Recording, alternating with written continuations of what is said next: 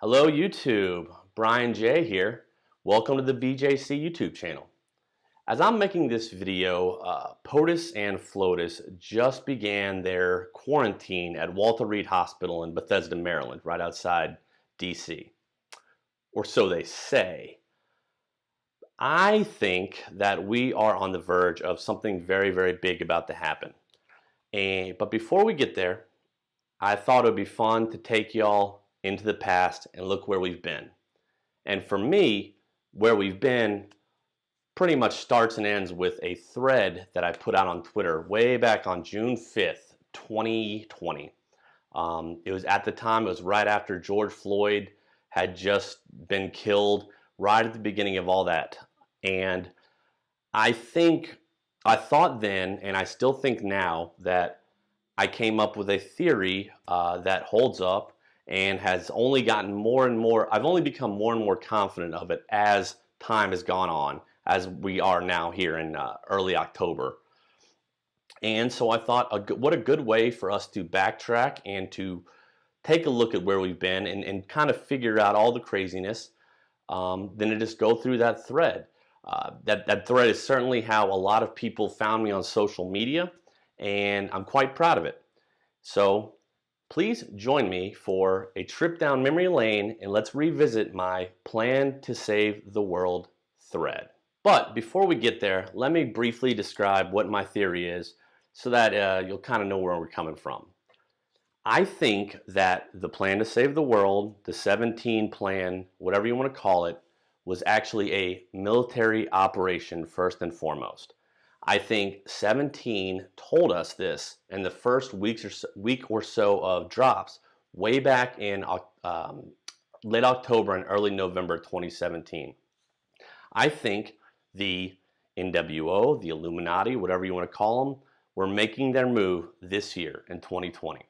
And I think part of the White Hat plan was to not only take down our enemies, but also to counter their plan as it came. And that's really where the focus of my thread is how did the military get jurisdiction and operate, against American citizens within the borders of the United States during this whole time. And frankly, I think I lay it out, and a lot of people have told me that, to be perfectly honest, a lot of people have told me that they were very scared, they were nervous, they were frightened about what was going on, they didn't understand what was going on, they were hopeless. But after reading, or something that I put out on Twitter, changed everything for them. So if you haven't seen it, I hope you'll enjoy it. We'll go through each tweet. I'll go over it, and then I'll talk a little bit about the behind the scenes, what I was thinking, and how it fits into everything now. So join me. Okay, and forgive me, I'm not the most technically savvy of people. To be perfectly honest, until I wrote this, I would never have thought ever that I'd be putting my face on the internet talking about this type of stuff, frankly. It wasn't something that I was interested in. I had no inclination for it. But because of what we're about to go over, I feel that I have something to offer to the conversation, as opposed to trying to just butt in on it and trying to become something I'm not. I feel like I added something to the discussion, and let's see if you agree. So this is my Twitter homepage. Now, first thing, let's just show you all the statistics of this. The statistics of this particular tweet. This is the first tweet. Excuse me. This is the first tweet right here. This one. But before we get in there, this is the first tweet of the thread, and let's see. So far, after a long time, we got 875,000 impressions, 414,000 engagements. Then our details, media expands, likes, retweets, profile clicks, etc. But what's interesting about the likes is that for some reason or another, I'm getting throttled. Like, they're literally shout out to my buddy Back for More, shout out to Pretty Pixie, shout out to a lot of my friends on Twitter who literally will come to my profile page every couple of days and just like the same tweet again, the same one they've liked 200 times. So, you know, Twitter thinks it did something special here by knocking me down, but I really didn't. I think I made my point. So let's do it. So this is the first tweet right here. Let me make sure you can see it. We're good. We're good. Okay, great. Let me see if I can zoom in.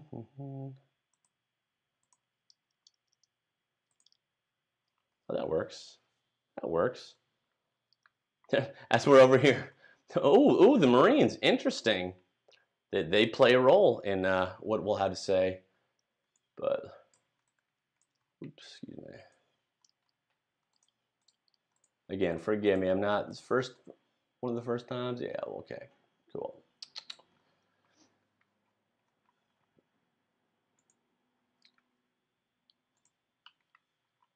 Now, by the way, I am Brian J. I am red for Red October. Shout out to you, 17. Shout out to Space Force. Shout out to Space Force. Let's do work. Go get her. So the first bet, I had my idea, and this first tweet was really, how do I want to get people's attention? Because when I actually wrote this thing, I probably had about 1,400 followers on Twitter, and now I'm at about 29,700, give or take. And I've gotten all of those 27,000 plus since this thread. But I wanted to get people's attention because it's a long thread. There's a lot to read, and I've always thought the introductory paragraph needed to be vivid and it needed to entice the reader to keep going, right? You didn't want to give away too much. You didn't want to throw too much information at them, but you wanted to give them reason to further on, to invest the time and the energy into reading your work. So that's what I really try to do here. Obviously, starting out with the thread alert. I've done 2 threads, and I've actually done that thread alert on both of them. Probably will be, if I do another one, I'm sure I'll do thread alert at the top. I guess I'm stuck with that as my MO now. But feeling down from all the craziness, and again, all the craziness is right when the George Floyd, his death happened, and this is June 5th, 2020. This is at the very, very beginning of the whole Floyd nonsense. They had been tearing down statues.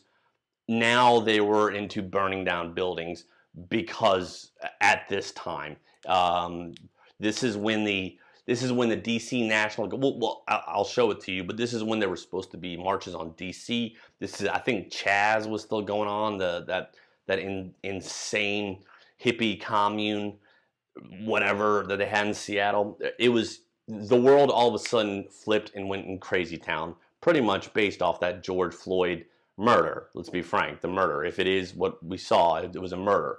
So I wanted to assure people that right off the bat that, hey, patriots are in control still.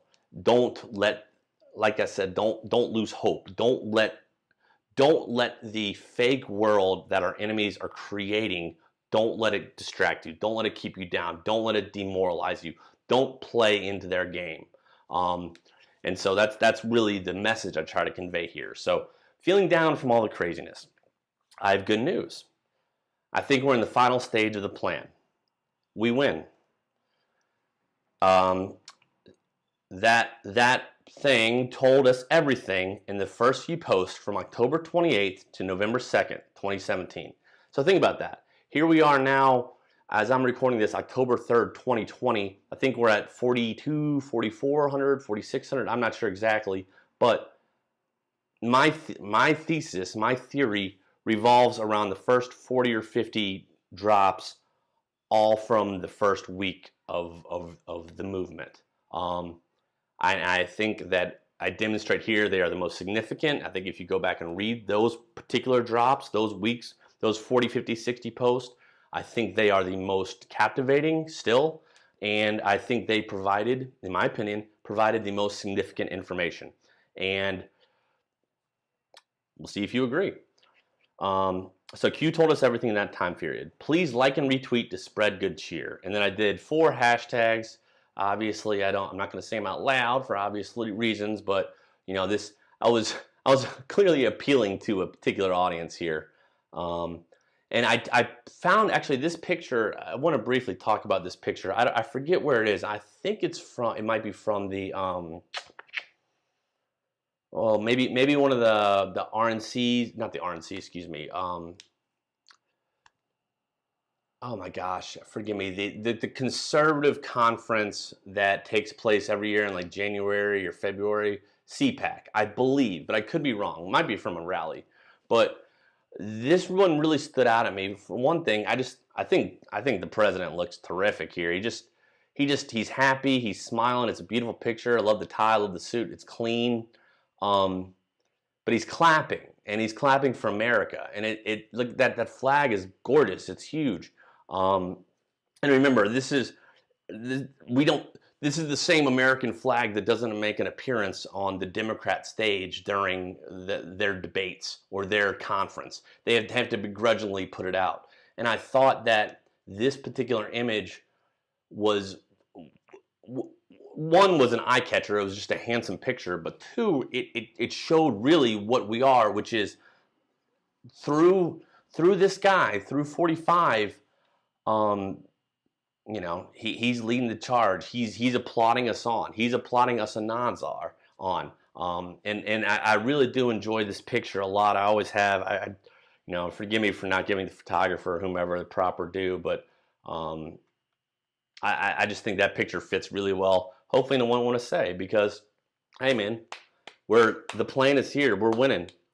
We're in the final phase. We've been in the final phase for a while, but sorry, it's a big plan. So let's move on. And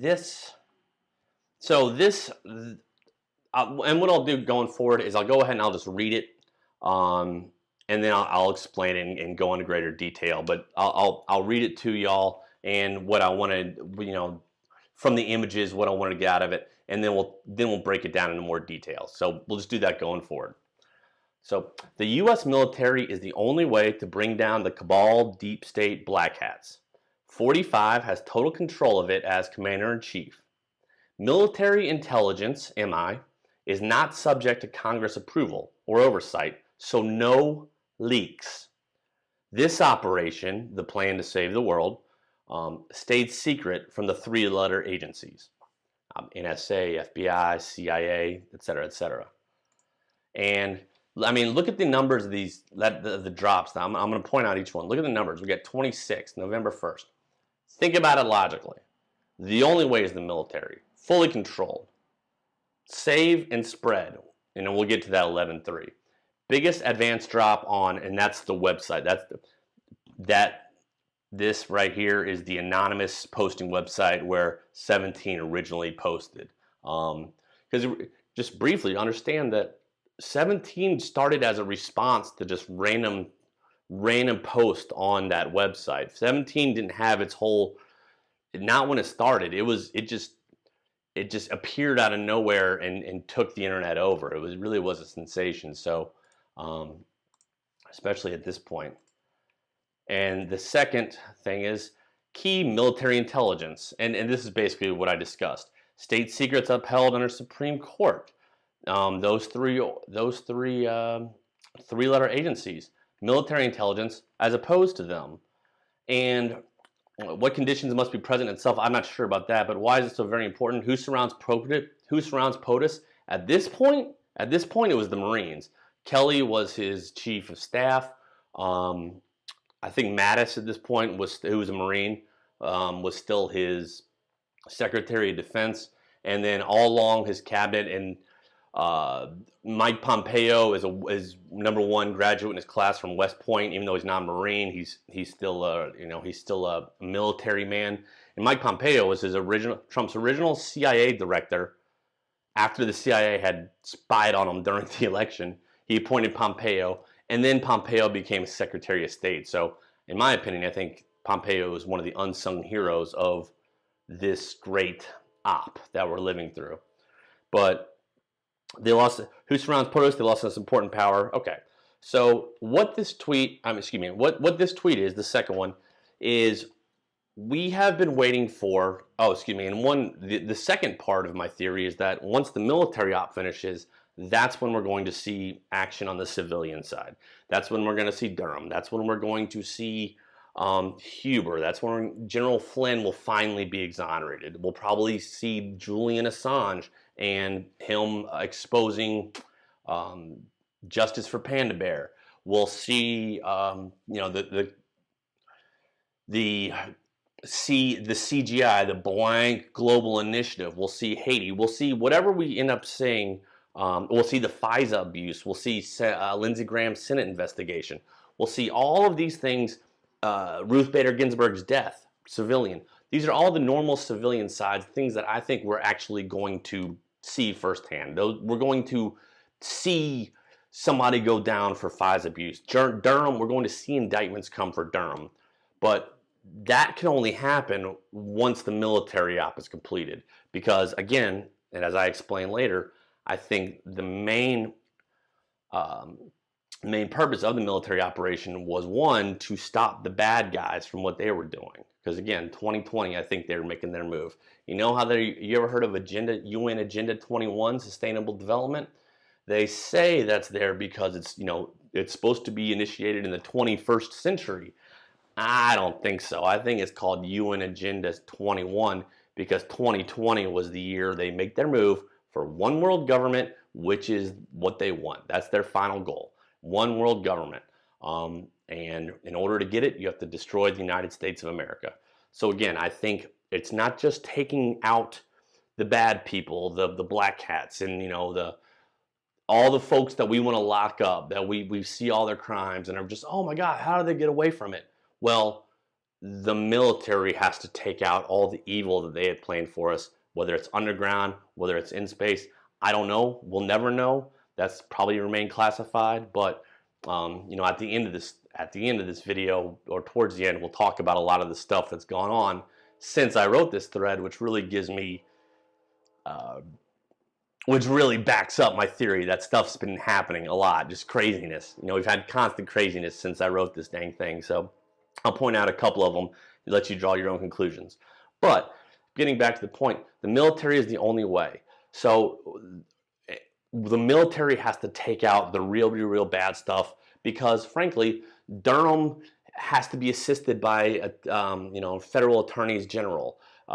Lindsey Graham has to rely on people doing subpoenas. The corruption is all within the political bureaucracy, the political machinations, certainly the judicial system, the criminal judicial system with all of these swamp rat judicial appointees. There were too many layers, too much swamp, too much corruption, too much blackmail, certainly. Way too many people were blackmailed in positions that we would need to deal with if we were going to do it the civilian route. If we were going to go fully civilian and charge every single person that, under U.S. criminal code. I don't think we did that. I think we did it in the military jurisdiction, and that's what we'll talk about next. But again, military commander-in-chief. It has one person in the hierarchy. That is the commander-in-chief. That is POTUS 45. He surrounds himself with Marines and military people. He's funded the highest ever military the past 2 years, trillions and trillions of dollars. He's made it a point to beef up military along the way.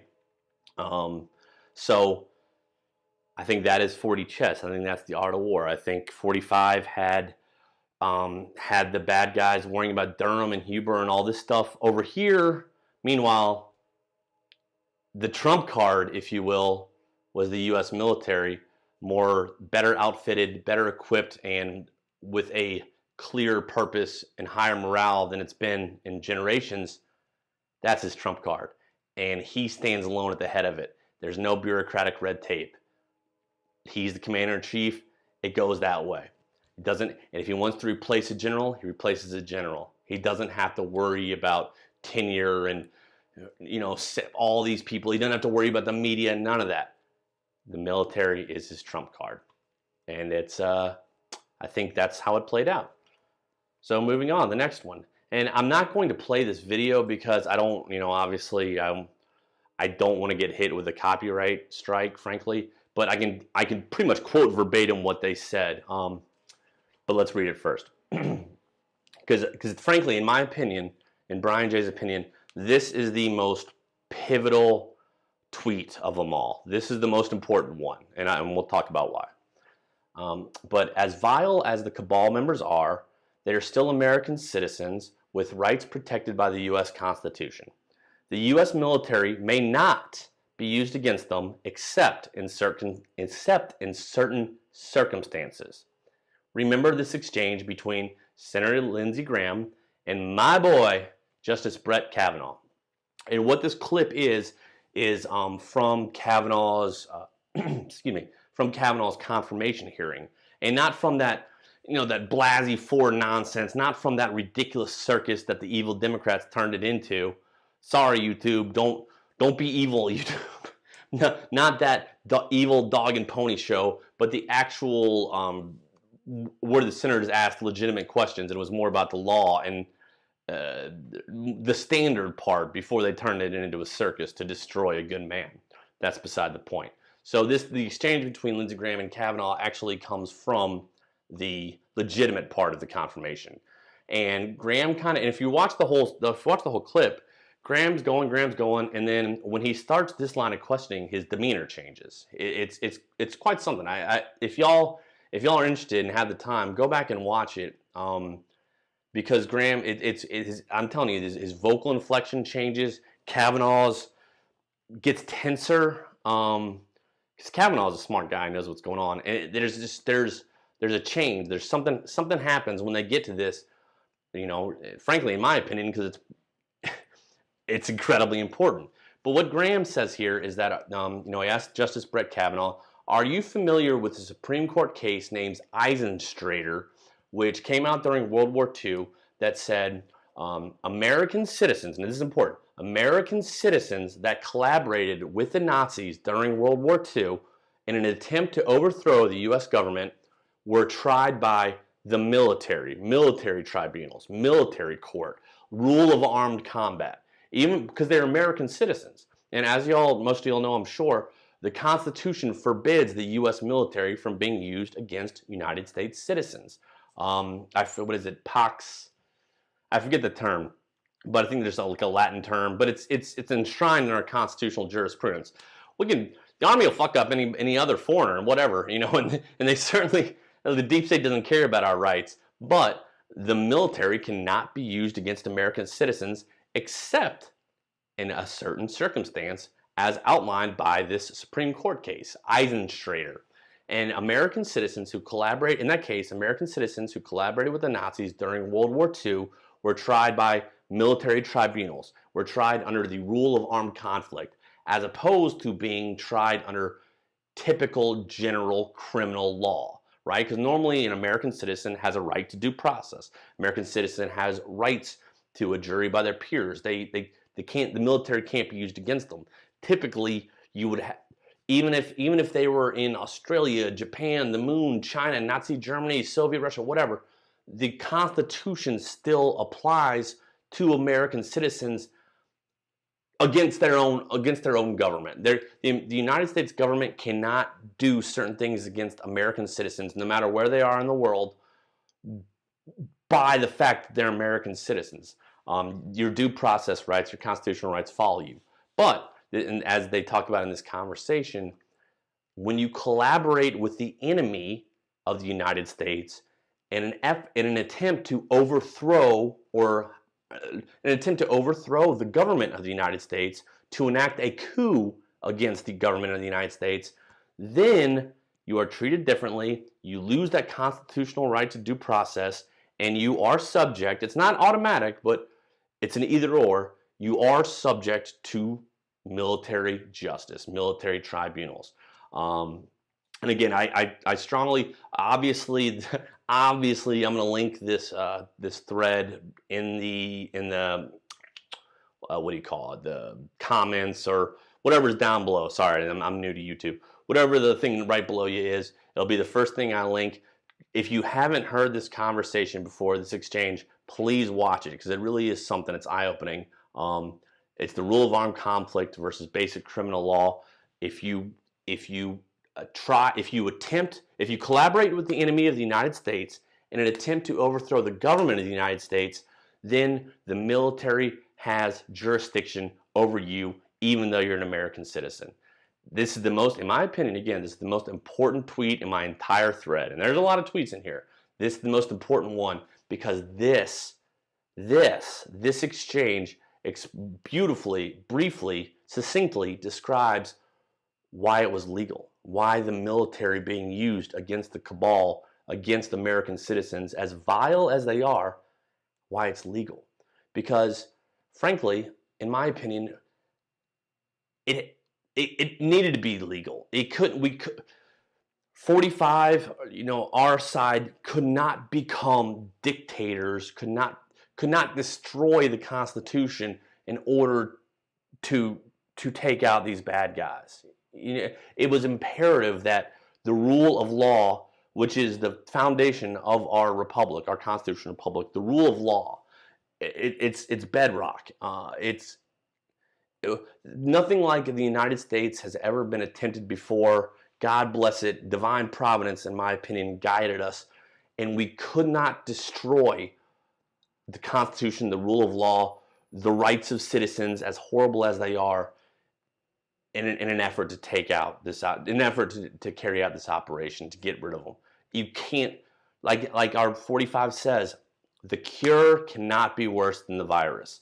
And if the powers that be, whether they're on our side or not, completely flaunt the Constitution in order to take care of this, then what next? What next? We don't have a country anymore. So this tweet, again, forgive me for repeating myself, but this tweet is the most important one because it shows why it was legal, why it's not unconstitutional, why there is Supreme Court precedent, P-R-E-C-E-D-E-N-T, prior law that applies to now, not even from 9/11, from World War II. They're not using the military in this situation isn't unconstitutional because, next tweet, the violence riots, and again, this is June 5th, so I probably wrote this around 3rd, 4th, go back and look at whatever is going on. So the violence riots has been going on for quite some time, but I think it's all the same. I think whether it's in Louisville or whatever's going on in Portland and Seattle, whatever's been going on in these, these in Minneapolis, it doesn't matter. I think it's all part of the same plan. It's and we'll talk about it. But so when I say violence riots, it could apply to the violence riots that happened 2 weeks ago in the United States in Louisville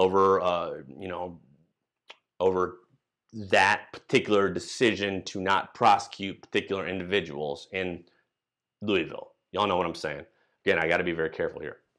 Or it could apply to the burning down the buildings in Minneapolis. It doesn't matter. It's all part of the same thing. So the violence riots we see now is one part of a multi-tiered plan to overthrow the United States government.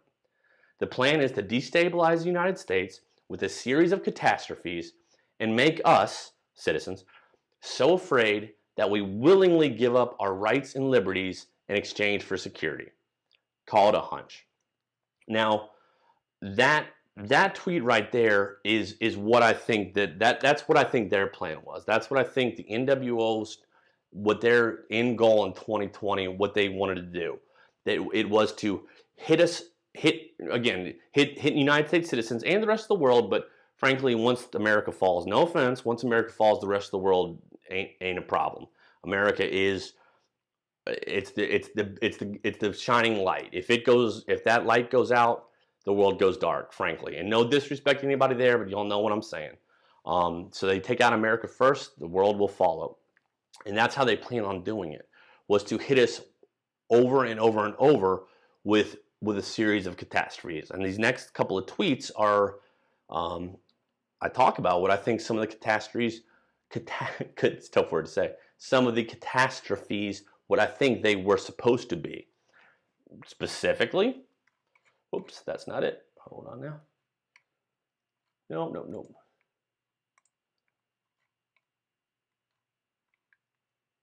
Okay. So again, we got the plan is to destabilize the United States, serious catastrophes, make us so scared, so afraid, so exhausted mentally, physically, emotionally that we don't care anymore. We just want to feel safe again, and we will get. Here's our Fourth Amendment. Here's our Second Amendment. Here's our First Amendment. Whatever it takes, please just protect us. Please, we can't take it anymore. I don't care what it takes. I mean, frankly, remember what happened on September 11th, 2001, and how, you know, folks old enough to feel a certain way then how we felt, how scared we were, how frustrated we were, how willing we were to give up not only our Fourth Amendment through the Patriot Act, but our rights to privacy, you know, at the airport. And golly, I mean, that's a whole other video for a whole other time. But when people are scared, they're more willing. They just want to be not scared, and they don't think about the long-term effects. They don't think about what they're giving up. They don't think liberty is not as important as security when to a demoralized people. And so, this is how I think they plan to demoralize us. The plan excuse me, can y'all see that? The plan involved. Excuse me. Make sure. Excuse me. Oh, let's see what we got here. Sure he does. Whatever you say, media. Okay, so excuse me. The plan involved Iran, but 45 stopped it. It's no coincidence that hashtag WW3, World War III, trended after Soleimani was killed in early January 2020. I know it seems like a lifetime ago, but we'll talk about it. But again, y'all, excuse me. Also, I think Iran destroying the Ukraine air flight after Soleimani's death is very significant somehow. Now, I'm not going to get into this ring. That's another story for another time. You know, advanced placement folks know that, or we suspect, we think we've seen that particular ring a lot of different places. Doesn't seem to be a lot of good places. But Soleimani was the Iranian general that was killed by a drone strike, or I think it was a drone. I think they called it a drone. Basically, I think it was in Baghdad, and the left and the media freaked out. Everybody said Trump started World War III. Oh my gosh, Iran. But this right here, this particular photo is what was released, and I think, frankly, yes, I do think that that particular Iranian general was killed. But I think this photo is more of a message to the bad guys. I don't know what that message is. No one who's sending it, I can suspect it. But it was again, this is January 3rd, 2020. This happened, y'all. January 23rd. January 3rd. 3 days into 2020, which, I mean, we all know this crazy year. This guy was killed. And everybody thought, all the media thought, all the Democrats, all the blue check marks, they all thought that 45 had basically just started World War III. You know, the Iranians going to retaliate, Russia's going to get involved. Oh my God, None of it happened. None of it. Zero. If you want to have an interesting exercise, go on Twitter and look at that hashtag. Excuse me. Look at this hashtag WW3. Put it on the date, January 3rd, and see what they were saying. No apologies, you know, for the nonsense. But they literally thought, or they were telling us that POTUS 45 had just started World War III. That was it. But nothing happened.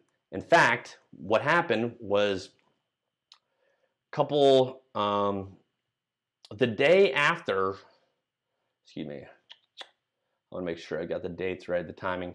Oh, by the way, FYI, if you've never done a Twitter thread before, just a little bit of information, do not post links, especially not to the mainstream media. If I had posted to that website, probably the thread would have collapsed. That's happened to multiple people I know. So you get there, you're 20, 25 tweets in, assembling it all ready to go. You link a mainstream media article, it'll freeze up the whole thing. You'll lose 5, 6, 7, 8 hours worth of work. So that's why you'll see me do screenshots, is because I learned my lesson the first time. This was actually the second one. Learned my lesson the first time. It was insane. Literally 5, and it was a pointless. I didn't even need the CNN article, but it was 3 minutes after I posted a CNN article on like the 23rd tweet of the thread. You know, literally my internet browser just says, "Oh, sorry, reload." Like, can I go back? Oh, nope, it's gone. It was insane. Saved in draft? Nope, it's gone. So, word of the wise, take it from me, do not post links to mainstream media articles, especially when you're not 6 hours into, you know, your grand thesis, your grand conspiracy thesis. Word of the wise. But it says January 21st. You make sure you don't see it. It says January 21st, but I think this was actually about the investigation later, because I think it happened a day or two after General Soleimani, the Iranian general, was killed. Just to remind you all what happened, a Ukraine air flight, and again, Ukraine. This is January 2020. We're in the middle of the impeachment. So over what country? Over promises allegedly made, or quid pro quos, or whatever the hell they tried to say it was. Ukraine. So the day after a missile, and frankly an American missile, we took credit for it, kills the top Iranian general, who was planting some false flag shit, by the way, no question. A Ukraine air flight with a bunch of Canadians on it, by the way. Don't at me, Google. Don't at me, Trudeau. It just is what it is. I think they had dual citizenship too. Interesting. But a Ukraine air flight was actually destroyed by the Iranian military. So a Ukraine air flight is flying out of Tehran. After it's airborne, a surface-to-air missile from the Iranian military destroys it. A Ukraine air flight. I think the only thing that happened after that was Trudeau went on there and cried about it or something. No rebuttal from. I mean, hey, Ukraine's part of NATO. Thanks, Obama. Thanks all those assholes to make Ukraine part of NATO. So we got to go nuclear war over Ukraine. If Russia gets involved, whatever. That's another point. But it just went away. The Iranian military destroying a civilian commercial jet leaving the capital of Iran a day or two after the top Iranian general was killed, and it just all went away. Which, I mean, as we all know by this point, there are no coinky dinks. Am I right?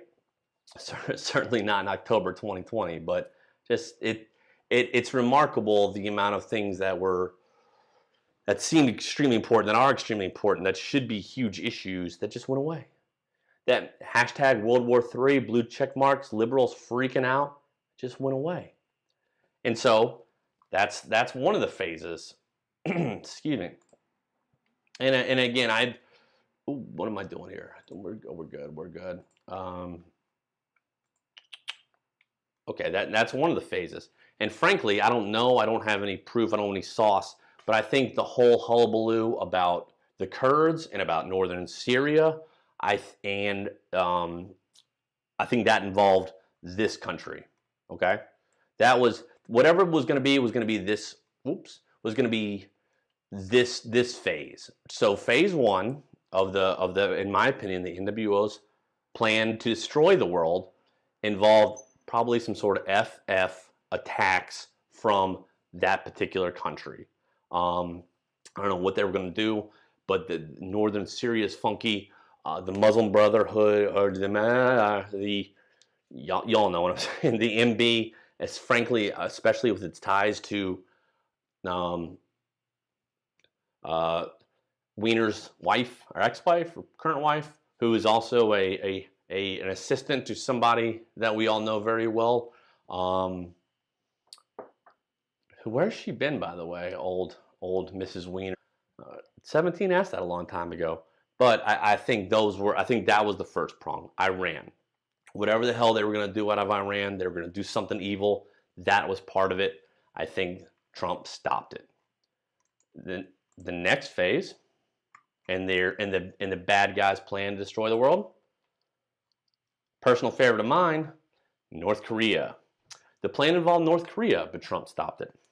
Remember a few weeks ago, again, this is from June 2020, early June. Remember a few weeks ago when the media reported Kim Jong-un, current chairman, was a vegetable, meaning was in a coma. They said he was brain dead.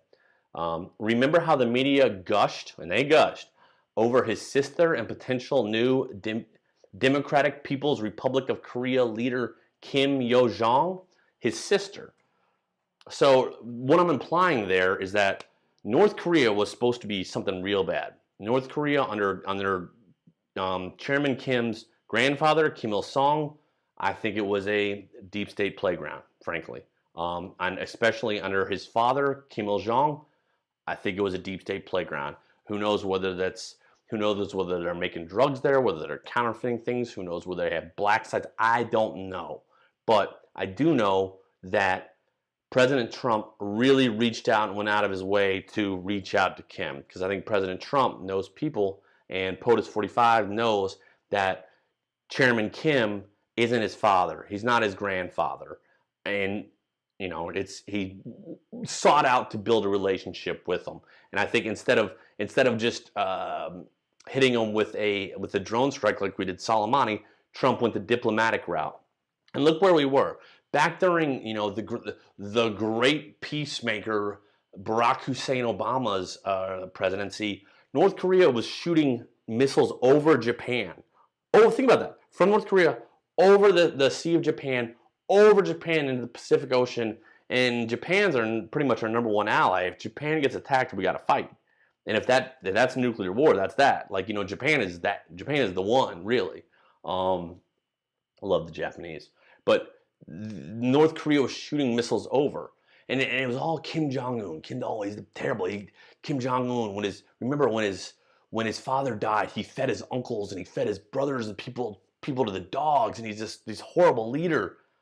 I don't think so. I think those were probably bad guys who were trying to pull the strings, puppet masters, create dissension, create conflict, set the table, if you will, for something that was going to happen during this year in 2020, involving North Korea, probably involving, the nuclear, weaponry.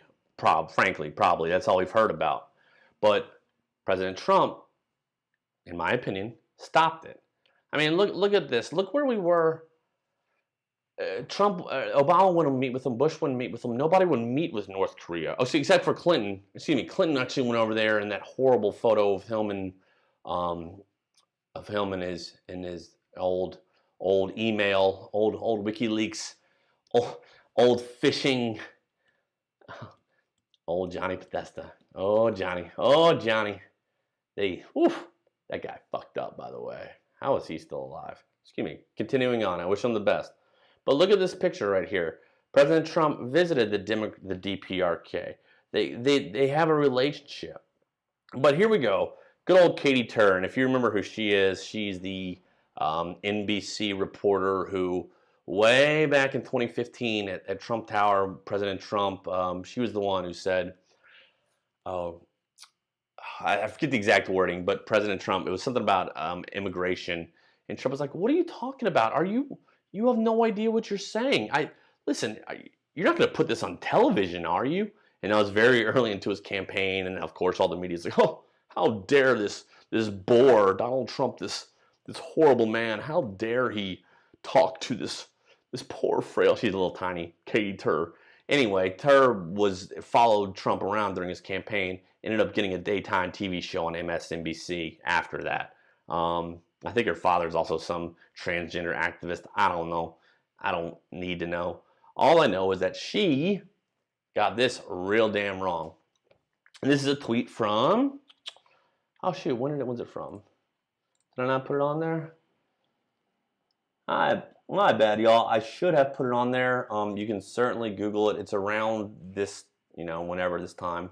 But she reports, I mean, this lady, she shouldn't be reporting this. Like, if it's not, whatever. Oh, sorry, y'all. Let me get.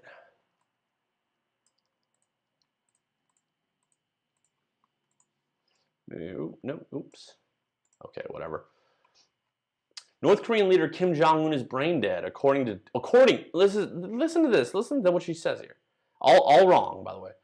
North Korean. Oh shucks, excuse me. Come on now. There we go. North Korean leader Kim Jong-un is brain dead, according to 2 U.S. officials. He recently had cardiac surgery and slipped into a coma, according to one current and one former U.S. official. NBC News confirms and adds to a CNN scoop with 2 other swamp rat reporters.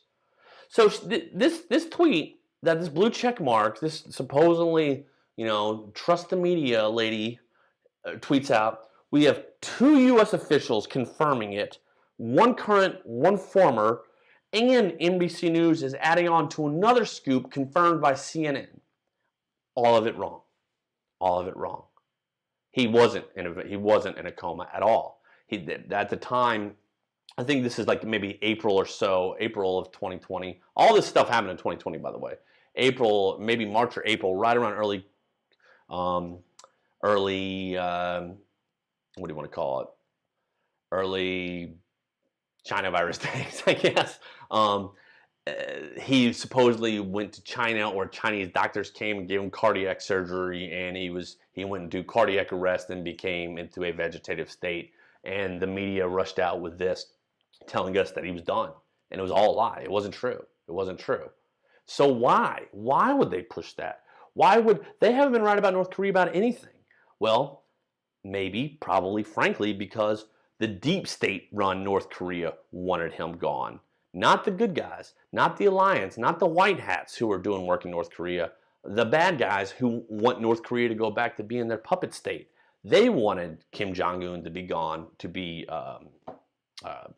incapacitated as a leader. And who do they want to replace him? His dear sister. Well, let me see what I can do here. Maybe I can scoot this over. Again, forgive me, y'all. I'm not. Let me see. Okay, there we go. As far as there we go. Okay, so, and this is from, again, well, this is from around the same time. I should have put the dates on there. My bad, y'all. My bad. So, video over. Thread has been, oh, never mind. There we go. April 25th, 2020. Kim Yo-jong, that's Chairman Kim's sister, emergence as a voice of policy comes after years of working her way into positions of power. The fact that she's one of the very few people who appears able to talk with Kim Jong-un makes her very powerful, says one North Korean expert. Like her brother, Kim Yo-jong, she has cultivated a special relationship with President Donald Trump. Bullshit she has. That is an evil woman. That is whom in my opinion, I don't know the bitch, but that is who I think the deep state wanted in power. That's the puppet. That's the cabal's puppet. That's who was going to do something crazy with South Korea. And while we're here, this happened back in April, mind you. Oh, and the first time we saw, we Americans, popular culture, ran across this lady was at the 2018 Winter Olympics in Seoul, when she sat next to Vice President Pence. I don't know if y'all remember. You can look it up. She sat at some sort of the Olympic Games and was giving them icy stares, and of course the mainstream media in the United States praised her as some new feminist icon who is not taking, Mike Pence's shit. So there you saw the predictive programming, getting her into our consciousness, getting, the blue check marks, the liberals to get the people who believe that they're horse shit to look at her, to think of that she is a voice of policy, comes from working her way into a position of power. Look at that tough feminist icon from North Korea. She's dismantling the patriarchy in North Korea, starting with her brother who's in a coma. That's who they wanted her to be. She's the bad one, not Chairman Kim, in my opinion. And then, of course, because he's always right, and because he is who he is, May 2nd, 2020. POTUS 45. I, for one, I'm glad to see he is back and well. Meaning, sorry, Katie Tur, he wasn't a vegetable. Your 2, U.S. officials weren't true, where they were lying, they weren't confirmed. CNN didn't have a scoop that NBC collaborated with. Their narrative that they had in place already failed. Kim Jong-un was supposed to go into cardiac arrest. That was supposed to happen to him at some point. It didn't. It didn't. Because, in my opinion, Trump and the White Hat stopped it. And real quickly, what's happened since then in May? We've had another scare where Chairman Kim was allegedly dead again. And then another thing where his sister was coming to power. And just recently, a couple of weeks ago, I don't have anything to show you, but there was a dead South Korean official that was allegedly killed by North Korea. I don't know who, but sounds awful false flaggity to me. But think about that.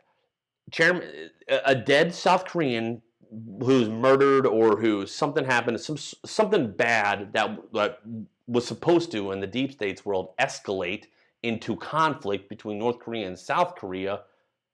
I mean, imagine that happening in 2020 and we got to get involved. That was supposed to happen, but Chairman Kim apologized to South Korea and they're cool. I don't think his sister, feminist icon Kim Yo-jong, was going to apologize. I think she was going to saber rattle and get us escalate that. Because remember, guys, the whole point of this is what they're doing is to make us so demoralized, hit us with so much craziness, so much catastrophe, so much violence, so much death. Everything's out of control that we're done. We don't care anymore. Just save us. We'll take all our rights, take our Constitution, take our weapons, take our privacy, take everything. Take our give us the Bill Gates's we want it, anything. That's where they wanted to get us. And this, North Korea and everything that was supposed to happen involving Chairman Kim and his sister and probably a false flag attack on South Korea, that was supposed to happen. It didn't because President Trump stopped it. Next catastrophe. And this is the most important part in my opinion, guys. So we'll pick it up. Or maybe we won't. I don't know. I can talk about this shit for hours. You don't have to watch. Hopefully you're enjoying it. What happened here? I don't think it's actually, Brian, I don't think it's a very good idea for me to taunt my audience not to watch my content. So, whoops. I double dog dare you to keep watching. Okay. Oops, excuse me. Let's get rid of this. The plan involved the Chinese virus, but Trump stopped it. This one I don't have much to say other than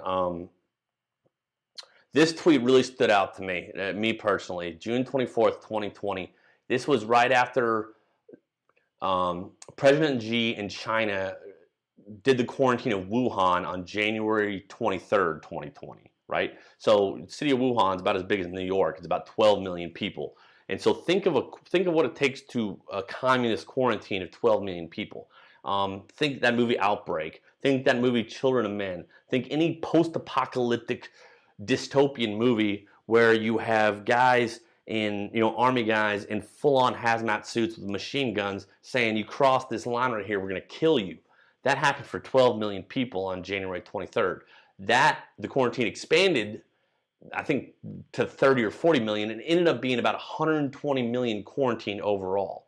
The Chinese government canceled the Chinese New Year, which is Christmas, Thanksgiving, the 4th of July, Hanukkah, and Memorial Day. It's the Chinese celebration. It's frankly the Chinese New Year is the largest annual human migration on the planet. Meaning more people, more human beings travel for the Chinese New Year than any other time of the year. And think about that. And for what that does to Beijing's economy. The Chinese New Year is like, the dragon parades where it's just all of that huge celebration that you've seen pictures of. And again, forgive me, I'm not familiar with it. I think what happened was actually the night before Chinese New Year. I think it's like a sacred dinner or a dinner for families. So Chinese families travel, where no matter where they are in the world, all spread out, they actually travel and get together for that meal the night before the Chinese New Year. I think that's what's really important to them. So think about that. If the Chinese government and President Xi had not quarantined Wuhan, and those 12 million people, who knows how many people traveling in and out of Wuhan, of something I think was actually bad at the time, not the current watered down whatever fake fake thing that we got going now. This is when I actually think it was a problem, a big problem, frankly. But so here we are on January. So China, in my opinion, and factually, China took drastic steps at the time to canceling the Chinese New Year is a drastic step. Drastic. Quarantining 40 million people, 100 million people is a drastic step. Drastic. And on January 24th, meanwhile, the whole time it's silent. Let me tell you something. On January 23rd, the same day that President Xi issued the quarantine of Wuhan, the World Health Organization held a press conference. I'm not kidding. You look it up. Held a press conference to announce that, but 19, the bug, was not yet a national emergency for China. So, and they did it afterwards. They just marched on. That's the thing about the deep state. They have no maneuverability. They just march on with their narratives. They're set in stone because like Katie Tur's tweet. And you know what I mean? That was the narrative. They were going to do it because they expect the different things to happen at the same time, so they can grab the narrative quickly before countervailing facts get out. But when they're stopped, when they're wrong, they look like assholes. So the WHO held a press conference after President Xi quarantined 11 million people in Wuhan to say that the virus was not yet a national emergency in China. Think about that.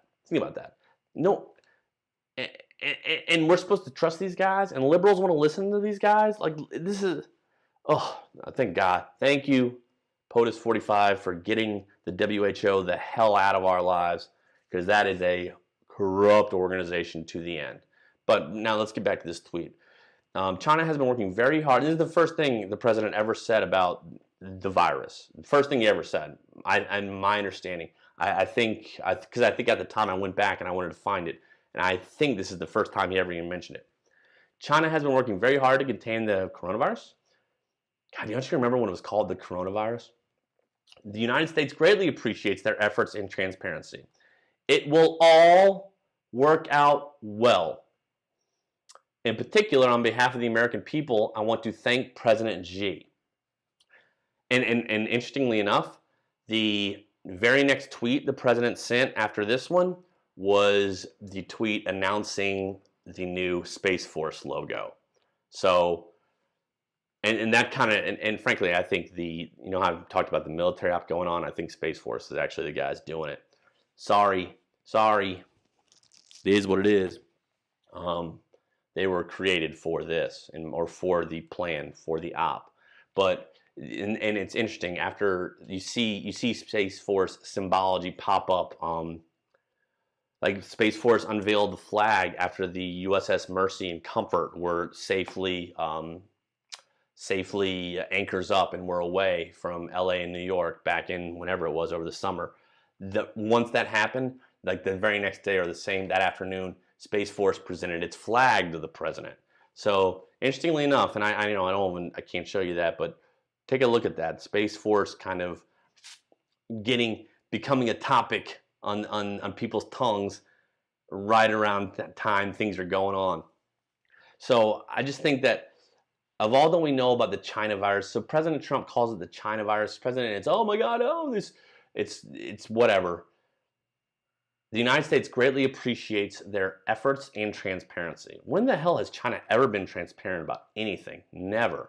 I think this tweet was the president saying, hey Xi, you kept your agreement. Whatever happened. Now I think Xi's on our side. We'll see, but I think we got an alliance of a lot of people taking out the corrupt swamp in their own countries. This tweet just stuck with me. It's the first time Trump ever mentioned coronavirus. It will all work out well, and I believe him. Let's see, what's the next one here?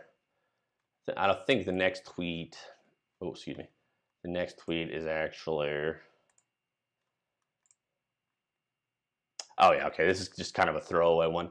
So, in my opinion, the third destabilizing factor was supposed to be the virus. So we got Iran, North Korea, the virus. And I don't think the virus was as bad, for whatever reason, as it was supposed to be. Okay. And, oops. The final destabilizing force in my thread, probably I could probably add a couple more now, a few months out, but is finally the plan involves the mass civil unrest. Again, this is in June, mind you, June. Think of all that's happened since June in terms of civil unrest. So finally, the plan involves the mass civil unrest we're experiencing now. The bad guys are intentionally fanning the flames of racial hatred and encouraging riots and mob violence, while at the same time delegitimizing law enforcement. The cabal wants us isolated and afraid. And I won't spend much time on these. These are just some of the kind of liberal nonsense that was going on at the time. This is, who is this? I think I got a Gavin Newsom tweet. I got a supposedly a million protesters were going to come to D.C. That was a big deal. Oh my God. Good old Congresswoman Omar in her jurisdiction in Minneapolis. Police department has proven themselves beyond reform. It's time to disband them. So that was the rhetoric at the time I published this thread. It was the police are the problem. And real briefly, I don't think the idea of defunding the police was ever a real legitimate idea. I think the goal, the purpose of it all was to make police so demoralized, so frustrated, so pissed off that they're not getting any help from the people that, from the elected officials, the people they're supposed to get it from, the higher ups in the police departments, their DAs that are supposed to be locking people up. They're getting no help from anybody. Everybody's against them. So that normal cops just said, fuck it, and stayed home. Fuck it. I'm done. So that's why I think defund the police was. I mean, it probably wasn't so much a movement to literally defund the police across the country. It was to just one more thing to make cops just pile on cops. Because again, they need to destabilize local territories. So what do? You get the cops to stay home. Well, if the cops stay home, who's going to arrest? Who's going to save us? Who's going to protect us? The NWO's people. That's what I think was going to happen. So that's what we've seen. That was been the attack on police, has been to get cops just to say, fuck it, I'm done. I'm out. Ain't worth it. Y'all protect yourselves. You ain't going to let me do my job. You're going to prosecute, my fellow officers for everything, for excessive force and all this nonsense. Y'all gonna turn against me. Y'all gonna cut my overtime. You remember in New York, they were cutting detectives' overtime. They're just hitting them in the pocketbook. Across the country, all at once, they wanted the cops to stay home so they could replace them with something else. So those are the four phases: North Korea, Iran, pandemic, civil unrest, and all of these. By the end of North Korea, Iran, and the pandemic, we were supposed to be so done, so over with, so exhausted that we just handed over our rights. But it didn't happen. Now, why didn't that happen? Let's find out. Okay, let's see. So, moving on. We don't need to really spend a lot of time on those tweets. Hold on, come on now. Dun, dun, dun. Okay. In the very first 17 post, he told us that we'd experience, in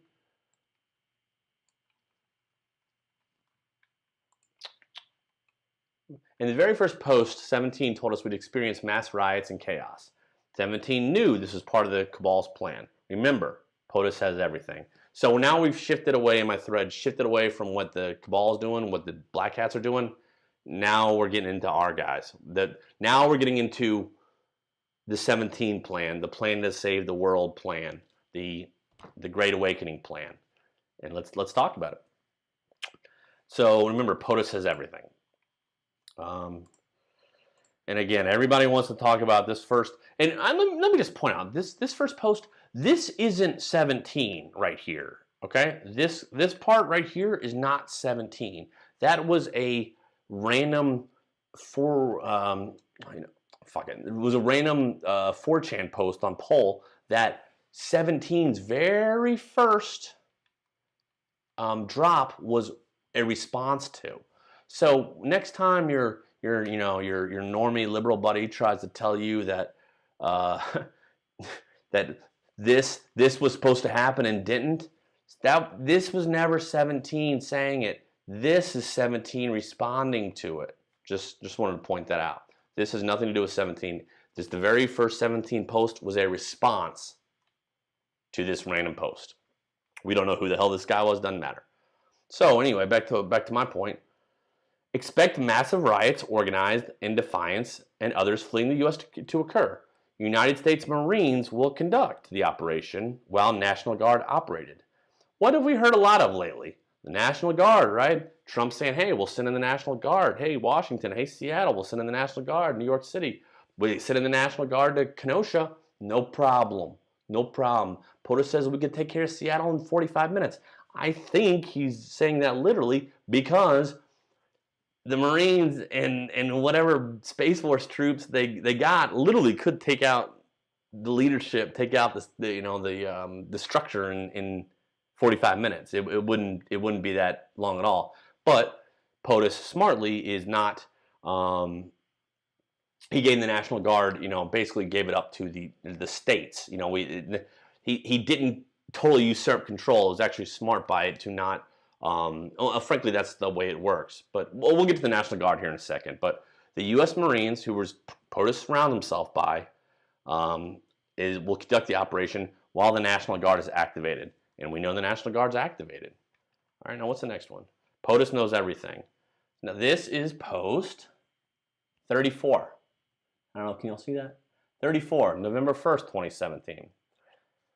It's a great post. Gets you fired up. Should go back and read it. But what I think is for this part significant is public riots are being organized in serious numbers in an effort to prevent the arrest and capture of these senior public officials.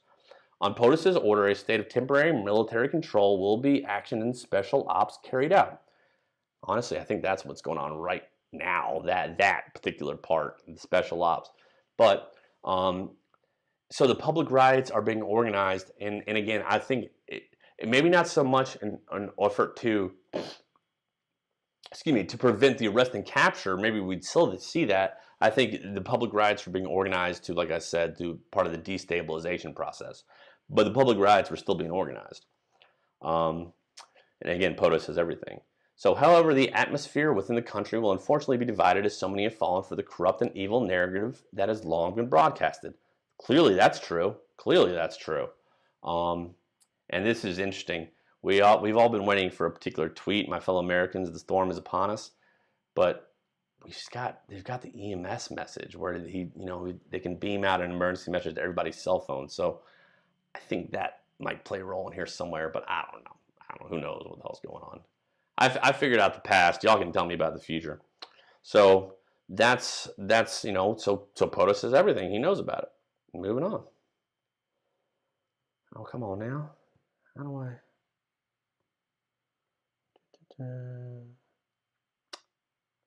This one's quick. Given all this, along with scandals such as Uranium One and by extensive the Foundation, and it's clear that powerful people aided our enemies and are attempting a seditious coup against the United States of America.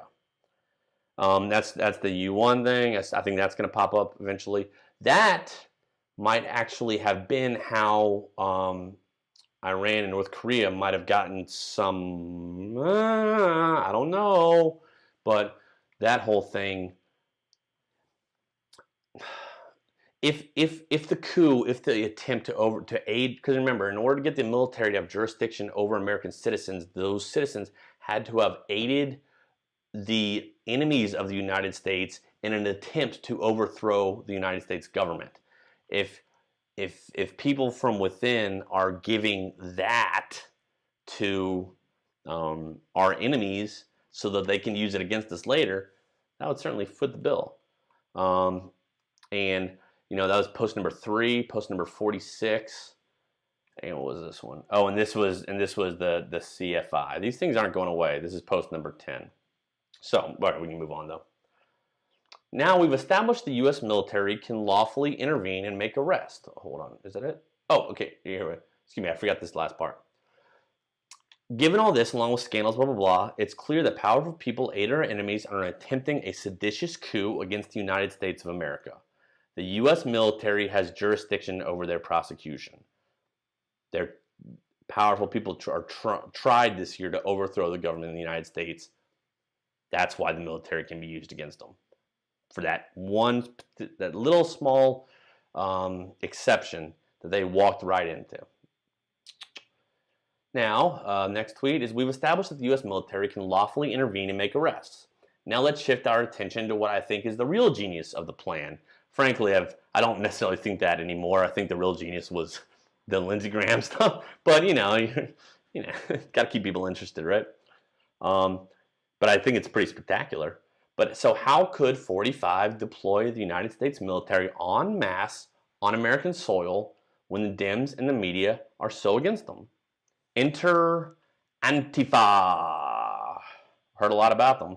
Now you got to remember, Antifa was very, very different, or the public knowledge, or even right-wingers, or the common perception of Antifa was vastly different in late 2017 when these came out than it is now. I mean, at the time they were kind of a joke, but they were just like these rich, trust fund kids, but they were burning buildings in Berkeley, and it was clear that like the local Berkeley cops and Seattle cops and all, it was clear they're being protected by wealthy, powerful individuals, organizations, by the system, and certainly we've seen that explode this year. So Antifa existed back then, but they were, don't you remember at 45's inauguration back in 2016, they blocked entrances and caused violence and damage, but they were actually grew and became something much bigger, much more sinister, as I explained here.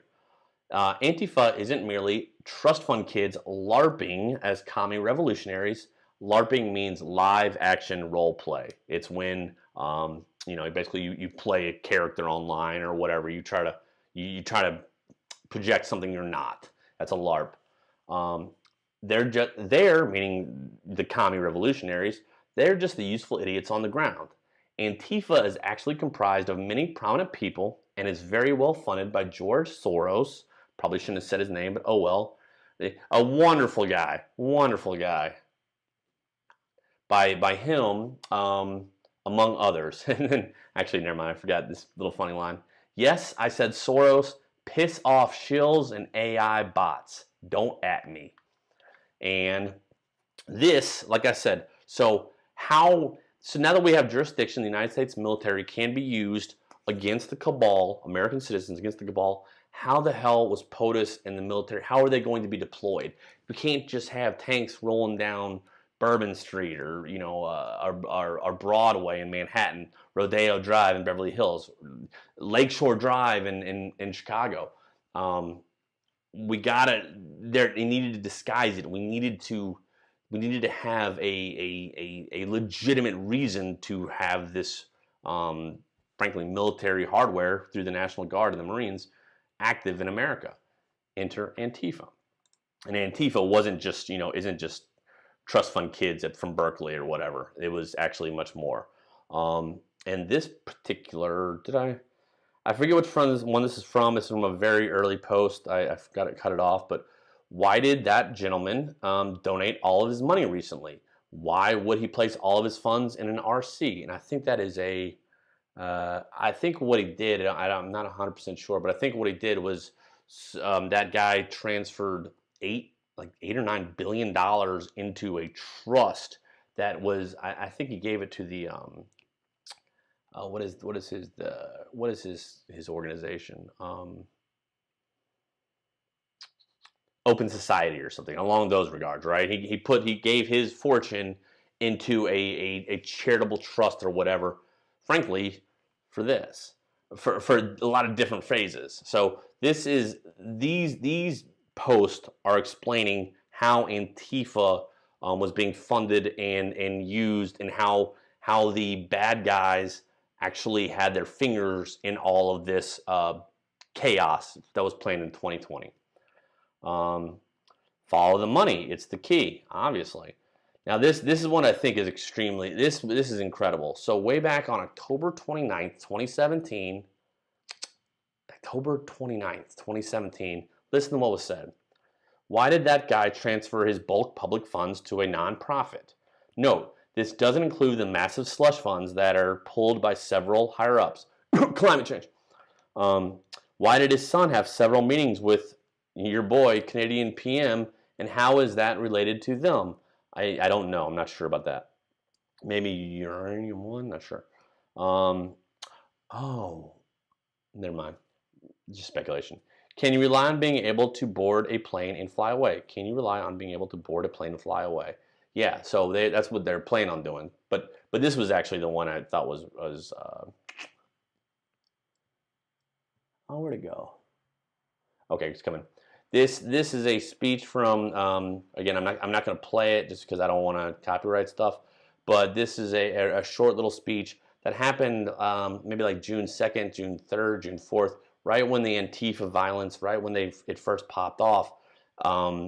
U.S. Attorney General William Barr made this statement in which he says, we have evidence. He says, we have evidence that Antifa, along with various groups from other groups from various political persuasions, have co-opted the protests to further their own radical political agenda.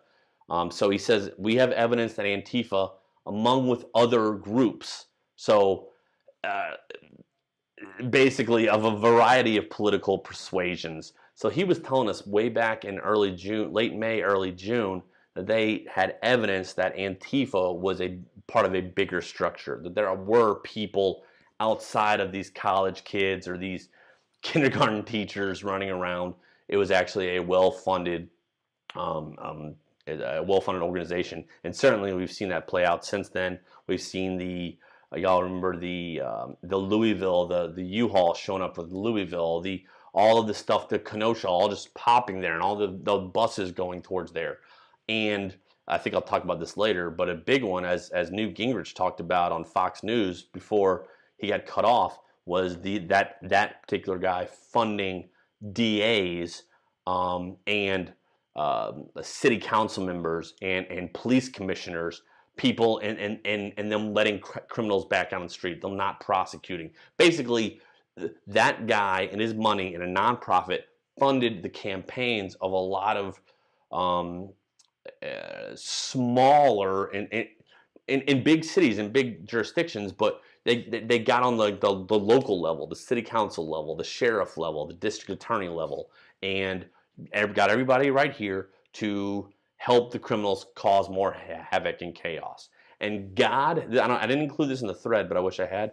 Thank God Donald Trump deported MS-13 and Jeff Sessions back in whenever it was, 16, 17, 18, because if the deep state had them running around during 2020 unopposed, God only knows what they would do. God only knows what they would use them for. So thank you, Jeff Sessions. Thank you, President 45, because I think that would have been real bad. So get the fuck out, MS-13. Again, all this stuff that Trump stopped and the White Hat stopped was going to be unleashed against us in 2020 in order to demoralize us to such a point that we just give up, that we just want to be safe again. Next tweet. President Trump and the White Hats used military intelligence. Remember that? Military intelligence there's no congressional oversight. So Maxine Waters doesn't get to see what's in military intelligence. Nancy Pelosi, Adam Schiff, Jerry Nadler, Mitt Romney, Paul Ryan at the time, none of these guys get to see what military intelligence is because it's compartmentalized differently from NSA, CIA, FBI, all of those agencies. There's a distinction. Those are law enforcement agencies of the United States federal government. The United States military is not a law enforcement agency. It is the armed forces. It's a completely separate entity. So the rules are different. That Congress doesn't get oversight necessarily over the most top secret, for your eyes only classification stuff. Frankly, for this very reason, because Sometimes there's stuff that's so important that congressmen can't be trusted. You know, that's what it is. So, art of war. The whole time we've been talking Comey and Durham and Huber and Clapper and Brennan and blah, blah, blah, blah, blah. What weren't going to come into play until the military op was finished. And they had no idea. They had no idea because it's military intelligence, in my opinion. So, excuse me.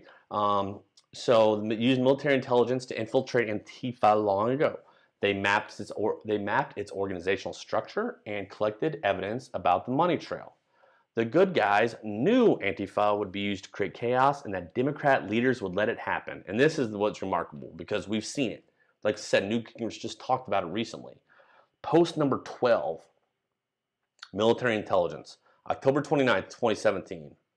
Oops, sorry, y'all. Let me move this guy. Oh, yeah, sorry. Now think about military intelligence, reference above, is the absolute biggest inside drop this board, meaning 4chan, will ever receive. Now think why Antifa plays right into the plan. Always ahead. Good guys are winning. This is from October 29, 2017. 12, post number 12. It's just remarkable. Okay. Now, next. Is this long one? This is number, what number is this? Number 14, October 31st, Halloween 2017.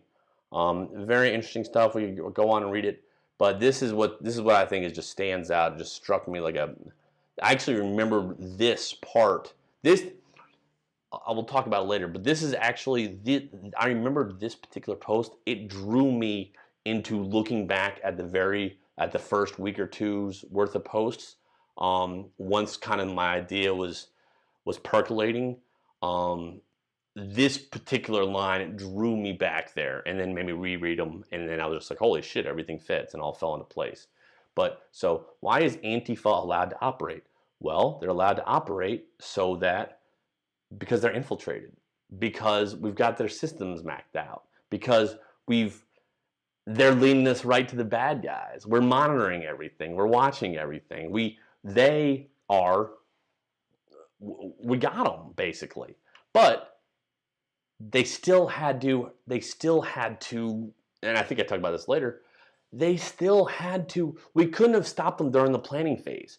We had to wait for Antifa to actually cause violence, to actually start burning buildings, to start burning police headquarters I talk about this later, but I'll just tell you now, so that we could declare them a domestic terrorist organization, which I don't care what y'all say, just because, oh, Trump never did that. Bullshit, he didn't do that. Let me tell you, you don't think he did that? Maybe we haven't gone out there and rolled tanks over the soy boys, but let me tell you, they're a domestic terrorist organization, and all that means is that they can be treated like Al-Qaeda, they can be treated like any other terrorist organization, military style. So I talk about that in a second, but that's why Antifa is allowed to operate, because once Antifa crosses that border, causes violence, that triggers our counterattack, which I talk about. And this part just blew me away. What happens? Excuse me. What happens if that guy's funded operations get violent and engage in domestic terrorism? Well, what does happen? What happens if mayors, police, Lightfoot, Seattle? Remember Seattle's police commissioner resigned? You remember Chicago? That picture of Chicago during the riots of all the top brass cops just sitting in like a nice office overlooking some shopping complex while riots happen and looting happened below them? Yeah. What happens if mayors, police commissioners, chiefs do not enforce the law? What happens? Well, then something's got to happen, right? They wanted not to enforce the law so they could get their own social justice jackboot stormtroopers. But if they're not enforcing the law, that gives the good guys, National Guard can step in. What authority does POTUS have specifically over the Marines? Why is this important? Well, I mean, I think he's just commander in chief. He can, I think he can I'm not exactly sure. I ain't gonna lie. But I just know he's surrounded by the Marines. The Marines are, doing the op. But frankly, I kind of forget. I've talked a lot already. Cut me some slack. And this one's fun. This is fun. Check out So again, I say, why is Antifa allowed to operate? Because it's infiltrated. Now, and this is great. I don't know how I stumbled across this stuff. It really was just kind of like it all kind of just came together. I saw that Bill Barr video where he talks about the people of a variety of political persuasions. I just ran across these tweets. It was crazy how it all just came together for me. But I say check out these tweets from @OCAntifa, a prominent pro-Antifa account. After these tweets, Antifa members flooded Twitter with harassment complaints. Oh, good old harassment complaints, right? And got the account suspended. Good thing the internet is forever, am I right? And so this is pretty fun. And again, this was a big time. This is Orange County Antifa. This was like a big time Antifa account. This was, I mean, they had a lot of they had a lot of retweets. This is a big one. This is a big boy. But look what happens on. Show you the date. 5/31/20. I wrote my thread was published on June 5th, 2020. So it's a mere 6 days, 5-6 days before I published this thread. And this is the tweet. Attention Antifa comrades. Today marks the end of an almost 3-year operation. Well, 3 years? That would put us in May of 2017. Interesting. Our infiltration of your movement was a success, and the faces and identities of everyone who has attended or financially supported Marxist and seditious activities has been recorded. The countless patriots whose lives you have ruined and families you have terrorized will finally be avenged. No longer will the American people tolerate your red terror and subversion of everything we hold dear. We have identified dozens of militants and sympathizers in local politics and academia, including professors at the University of California, Irvine, and local DSA officials. I don't know what that is. The Department of, Safety and Affairs. I don't know. The reckoning is here, and you are all going to feel the wrath of a nation who has finally had enough of your games. Enjoy prison.